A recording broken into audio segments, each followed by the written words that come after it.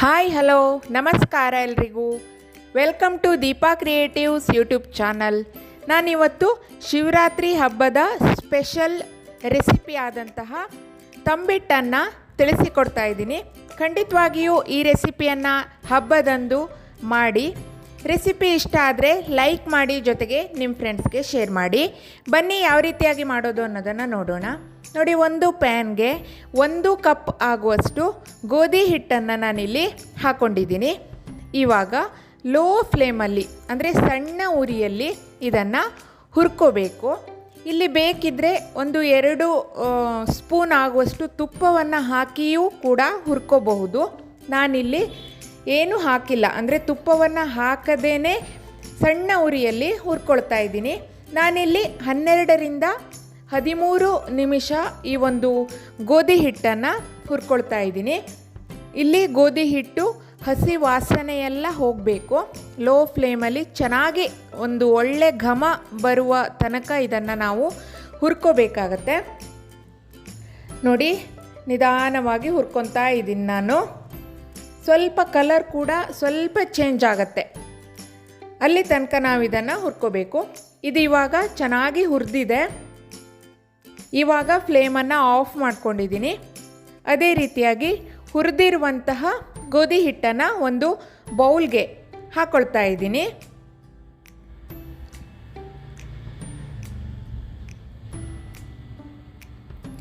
ನೋಡಿ, ತುಂಬಾ ಸುಲಭವಾಗಿ 20 ನಿಮಿಷದ ಒಳಗಡೆ ನಾವು ಇದನ್ನು ಮಾಡ್ಕೊಂಡು ಬಿಡ್ಬೋದು.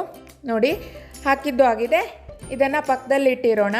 ಅದೇ ರೀತಿಯಾಗಿ ಅದೇ ಪ್ಯಾನಿಗೆ 1 ಟೇಬಲ್ ಸ್ಪೂನ್ ಆಗುವಷ್ಟು ಬಿಳಿ ಎಳ್ಳನ್ನು ಹಾಕ್ಕೊಳ್ತಾ ಇದ್ದೀನಿ. ಇಲ್ಲಿ ಇನ್ನೂ 1 ಸ್ಪೂನು ಎಕ್ಸ್ಟ್ರಾ ನೀವು ಬಿಳಿ ಎಳ್ಳನ್ನು ಹಾಕೋಬೋದು. ನಾನಿಲ್ಲಿ ಕೇವಲ 1 ಟೇಬಲ್ ಸ್ಪೂನಷ್ಟೇ ಹಾಕ್ಕೊಂಡಿದ್ದೀನಿ. ಇದನ್ನು ಸಹ ಅಷ್ಟೇ ಸ್ವಲ್ಪ ಕಲರ್ ಚೇಂಜ್ ಆಗೋ ತನಕ, ಅಂದರೆ ಲೈಟಾಗಿ ಕಲರ್ ಚೇಂಜ್ ಆಗೋ ತನಕ ಲೋ ಫ್ಲೇಮಲ್ಲಿ ಇದನ್ನು ಹುರ್ಕೋಬೇಕು. ನೋಡಿ, ಹುರಿತಾ ಇದೆ. ತುಂಬ ಇದನ್ನು ಸೀದು ಹೋಗುವಷ್ಟು ಹುರ್ಕೋಬಾರ್ದು. 2 ನಿಮಿಷ ಹುರ್ಕೊಂಡ್ರೆ ಸಾಕು. ನೋಡಿ, ಸ್ವಲ್ಪ ಲೈಟಾಗಿ ಕಲರ್ ಚೇಂಜ್ ಆಗಿದೆ. ಇಷ್ಟ ಆದರೆ ಸಾಕು. ಇದನ್ನು ಒಂದು ಬೌಲ್ಗೆ ಹಾಕಿ ಎತ್ತಿಟ್ಕೊಳ್ತಾ ಇದ್ದೀನಿ.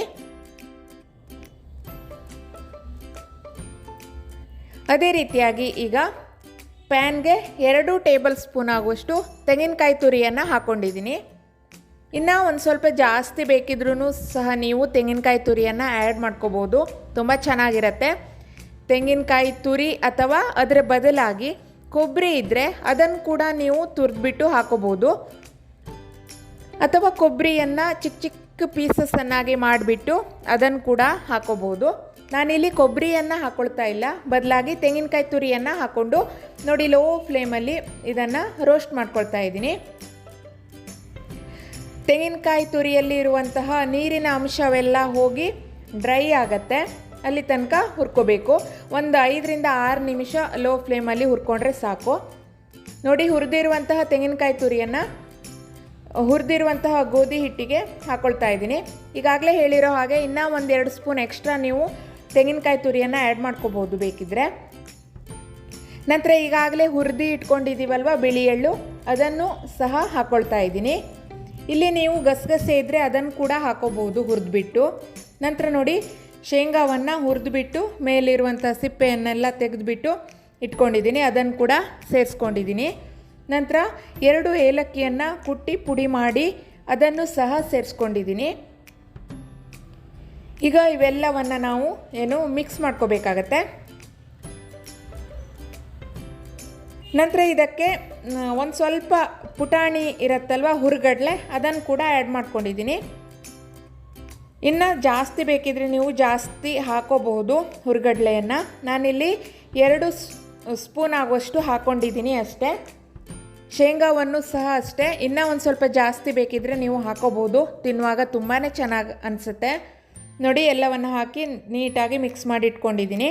ಇವಾಗ 3/4 ಕಪ್ ಆಗುವಷ್ಟು ಬೆಲ್ಲವನ್ನು ತೆಗೆದುಕೊಂಡಿದ್ದೀನಿ. ಅದಕ್ಕೆ 1/4 ಕಪ್ ಆಗುವಷ್ಟು ಒಂದು ಸ್ವಲ್ಪ ನೀರನ್ನು ಹಾಕ್ಕೊಂಡಿದ್ದೀನಿ. ಅಂದರೆ ಆ ಬೆಲ್ಲ ಸ್ವಲ್ಪ ಮುಳುಗಬೇಕು, ತುಂಬ ಜಾಸ್ತಿ ನೀರು ಹಾಕ್ಕೊಳ್ಳೋದು ಬೇಡ.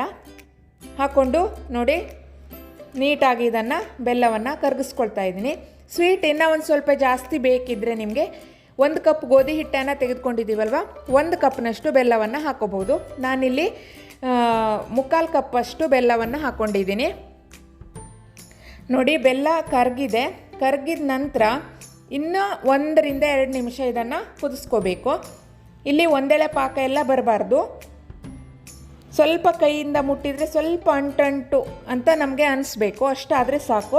ಯಾವುದೇ ಕಾರಣಕ್ಕೂ ಒಂದೆಳೆ ಪಾಕವನ್ನು ಮಾಡ್ಕೊಳ್ಬೇಡಿ. ಬೆಲ್ಲ ಕರಗಿದ ನಂತರ 1 ರಿಂದ 2 ನಿಮಿಷ ಕುದಿಸ್ಕೊಂಡ್ರೆ ಸಾಕು. ನೋಡಿ, ಇವಾಗ ಅದನ್ನು ಶೋಧಿಸ್ಕೊಳ್ತಾ ಇದ್ದೀನಿ. ಕಸ ಕಡ್ಡಿ ಎಲ್ಲ ಇರುತ್ತಲ್ವ, ಸೊ ಅದಕ್ಕೋಸ್ಕರ ಈ ರೀತಿಯಾಗಿ ಫಿಲ್ಟರ್ ಮಾಡ್ಕೊಳ್ತಾ ಇದ್ದೀನಿ. ಇವಾಗ ನೋಡಿ, ನಾವು ಈಗಾಗಲೇ ಶೇಂಗಾ ಬೀಜ, ಹುರ್ಗಡ್ಲೆ, ತೆಂಗಿನಕಾಯಿ ತುರಿ ಮತ್ತು ಗೋಧಿ ಹಿಟ್ಟು ಇವೆಲ್ಲವನ್ನು ಹಾಕಿ ಇಟ್ಕೊಂಡಿದ್ದೀವಲ್ವ, ಅದಕ್ಕೆ ಈ ಒಂದು ಬಿಸಿ ಬಿಸಿ ಬೆಲ್ಲವನ್ನು ಹಾಕ್ಕೋಬೇಕು. ಇಲ್ಲಿ ಬೆಲ್ಲ ಬಿಸಿ ಬಿಸಿ ಇರಬೇಕು. ನೋಡಿ, ಬೆಲ್ಲವನ್ನು ತಣ್ಣಗಾದ ಮೇಲೆ ಹಾಕಿ ಮಿಕ್ಸ್ ಮಾಡ್ಕೊಳ್ಬಾರ್ದು. ಬೆಲ್ಲ ಬಿಸಿ ಇರುವಾಗಲೇ ಹಾಕ್ಕೋಬೇಕು. ನೋಡಿ, ತುಂಬ ಬಿಸಿ ಇರೋದ್ರಿಂದ ಸ್ಪೂನಿಂದ ನಾನು ಇದನ್ನು ಮಿಕ್ಸ್ ಮಾಡ್ಕೊಳ್ತಾ ಇದ್ದೀನಿ. ಬೆಲ್ಲ ಬಿಸಿ ಇರೋದ್ರಿಂದ ಕೈಯಿಂದ ಮುಟ್ಟಕ್ಕೆ ಆಗಲ್ಲ. ಸೊ ಫಸ್ಟ್ ಒಂದು ಸಲ ಸ್ಪೂನಿಂದ ಚೆನ್ನಾಗಿ ಮಿಕ್ಸ್ ಮಾಡ್ಕೊಳ್ಬೇಕು. ಇಲ್ಲಿ ಬೆಲ್ಲವನ್ನು ಒಂದೇ ಸಲ ಎಲ್ಲ ಬೆಲ್ಲವನ್ನು ಹಾಕ್ಕೊಳ್ಳೋದು ಬೇಡ. ಸ್ವಲ್ಪ ಸ್ವಲ್ಪ ಹಾಕ್ಕೊಂಡು ನೋಡಿಕೊಂಡು ಎಷ್ಟು ಹಿಡಿಸತ್ತೆ ಅಷ್ಟು ಮಾತ್ರ ಹಾಕ್ಕೊಂಡ್ರೆ ಸಾಕು. ನೋಡಿ, ಈ ರೀತಿಯಾಗಿ ಹಾಕಿ ಚೆನ್ನಾಗಿ ಮಿಕ್ಸ್ ಮಾಡ್ಕೊಳ್ತಾ ಇದ್ದೀನಿ. ನೋಡಿ, ಉಳಿದಿರೋ ಬೆಲ್ಲವನ್ನು ಹಾಕ್ಕೊಂಡಿದ್ದೀನಿ. ಇಲ್ಲಿ ನನಗೆ ಇನ್ನೂ 1-2 ಸ್ಪೂನ್ ಆಗುವಷ್ಟು ಬೆಲ್ಲ ಉಳ್ಕೊಂತು. ಅದನ್ನು ಬೇರೆ ಏನಕ್ಕಾದರೂ ಯೂಸ್ ಮಾಡ್ಕೋಬೋದು. ನೋಡಿ, ಇವಾಗ ಕೈಯಿಂದ ಇದನ್ನು ಮಿಕ್ಸ್ ಮಾಡ್ಕೊಳ್ತಾ ಇದ್ದೀನಿ. ಕೈಯಿಂದ ಮಿಕ್ಸ್ ಮಾಡಿಕೊಂಡ್ರೆ ಚೆನ್ನಾಗಿ ಮಿಕ್ಸ್ ಆಗುತ್ತೆ ಎಲ್ಲವೂ ಸಹ. ನೋಡಿ, ಸ್ವಲ್ಪ ಉಗುರು ಬೆಚ್ಚಗೆ ಇರುವಾಗಲೇ ನಾವು ಉಂಡೆಯನ್ನು ಮಾಡ್ಕೋಬೇಕು. ಪೂರ್ತಿಯಾಗಿ ತಣ್ಣಗಾಗೋಕ್ಕೆ ಬಿಡಬಾರ್ದು. ಕೈಗೆ ಸ್ವಲ್ಪ ತುಪ್ಪವನ್ನು ಒರೆಸ್ಕೊಳ್ತಾ ಇದ್ದೀನಿ. ನೋಡಿ, ಇವಾಗ ನಮಗೆ ಯಾವ ಗಾತ್ರದಲ್ಲಿ ಉಂಡೆ ಬೇಕೋ ಆ ರೀತಿಯಾಗಿ ಇದನ್ನು ಮಾಡಿಕೊಂಡ್ರೆ ಆಯಿತು. ನೋಡ್ತಾ ಇದ್ದೀರಲ್ವ, ತುಂಬ ಸುಲಭವಾಗಿ ಮಾಡ್ಕೋಬೋದು. ಹಾಗೆಯೇ ಅಷ್ಟೇ ರುಚಿಯಾಗಿಯೂ ಸಹ ಇರುತ್ತೆ. ಖಂಡಿತವಾಗಿಯೂ ಶಿವರಾತ್ರಿ ಹಬ್ಬಕ್ಕೆ ಈ ಒಂದು ಗೋಧಿ ಹಿಟ್ಟನ್ನು ಉಪಯೋಗಿಸ್ಕೊಂಡು ತಂಬಿಟ್ಟನ್ನು ಮಾಡಿ ನೋಡಿ. ಖಂಡಿತವಾಗಿಯೂ ಎಲ್ರಿಗೂ ಸಹ ಇಷ್ಟ ಆಗುತ್ತೆ. ಈಗಾಗಲೇ ಅವಲಕ್ಕಿ ಉಂಡೆಯನ್ನು ನಾನು ತಿಳಿಸ್ಕೊಟ್ಟಿದ್ದೀನಿ. ಅದನ್ನು ಸಹ ನೀವು ಶಿವರಾತ್ರಿ ಹಬ್ಬಕ್ಕೆ ಮಾಡಬಹುದು. ನೋಡಿ, ಇಲ್ಲಿ ಒಟ್ಟು 11 ದೊಡ್ಡದಾಗಿರುವಂತಹ ಉಂಡೆ, 1 ಚಿಕ್ಕದಾಗಿರುವಂತಹ ಉಂಡೆ ಆಗಿದೆ. ನೋಡಿ, ಈ ರೆಸಿಪಿ ತಮ್ಮೆಲ್ಲರಿಗೂ ಇಷ್ಟ ಆಗಿದೆ ಅಂದ್ಕೊತೀನಿ. ಇಷ್ಟ ಆದರೆ ಪ್ಲೀಸ್ ಈ ವಿಡಿಯೋವನ್ನು ಲೈಕ್ ಮಾಡಿ, ಶೇರ್ ಮಾಡಿ, ಹಾಗೆ ನನ್ನ ಚಾನಲನ್ನು ಸಬ್ಸ್ಕ್ರೈಬ್ ಮಾಡಿ. ಸಬ್ಸ್ಕ್ರೈಬ್ ಮಾಡೋ ಮೂಲಕ ನನಗೆ ಸಪೋರ್ಟ್ ಮಾಡಿ. ನೋಡಿ, ತೋರಿಸ್ತಾ ಇದ್ದೀನಿ, ತುಂಬ ಚೆನ್ನಾಗಿ ಬಂದಿದೆ ತಂಬಿಟ್ಟು. ಮತ್ತೊಂದು ರೆಸಿಪಿಯೊಂದಿಗೆ ನಾನು ನಿಮ್ಮನ್ನು ಪುನಃ ಭೇಟಿ ಆಗ್ತೀನಿ. ಅಲ್ಲಿವರೆಗೂ ಥ್ಯಾಂಕ್ಸ್ ಫಾರ್ ವಾಚಿಂಗ್. ನಮಸ್ಕಾರ. ಬಾಯ್.